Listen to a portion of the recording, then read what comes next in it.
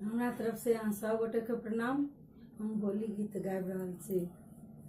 होली खेला दे, होली खेला दे गे नाना दी भैया के संग में, होली खेला दे, होली खेला दे गे नाना दी भैया के संग में, होली खेला दे।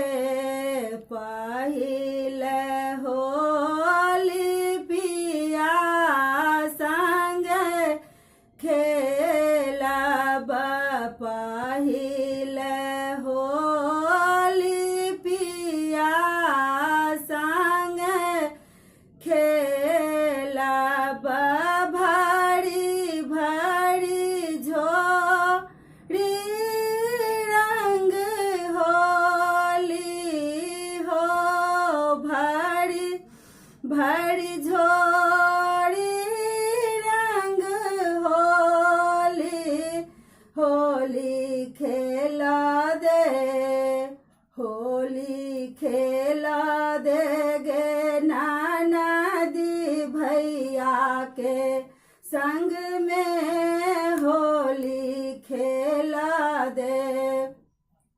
दोसर होली देवर संग खेलब, दोसर होली देवर संग खेलब, मारत रंग भर पिचकारी हो, मारत रंग भर पिचकारी, होली खेला दे, होली खेला दे गे ननदी भैया के संग में, होली खेला दे।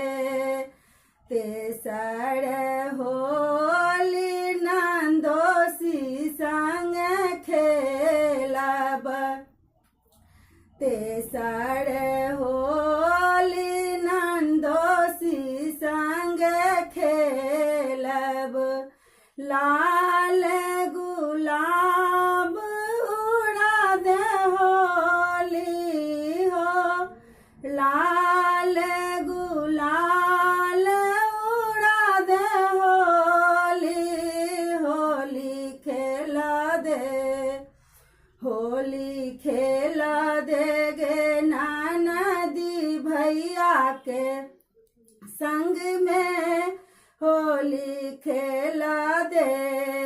भीज गेल साड़ी चुंदरी रंग सामोर, भीज गेल साड़ी चुंदरी रंग सामोर, आई फगुआ में खेलब होली हो, एही फगुआ में खेलब होली, होली खेला दे, होली खेला दे गे ननदी भैया के संग में, होली खेला दे, होली खेला दे गे ननदी भैया के संग में, होली खेला दे। गोर लागै छी। अहाँ सबके अगर बढ़िया लागल हुए तो कमेंट करो और लाइक करो।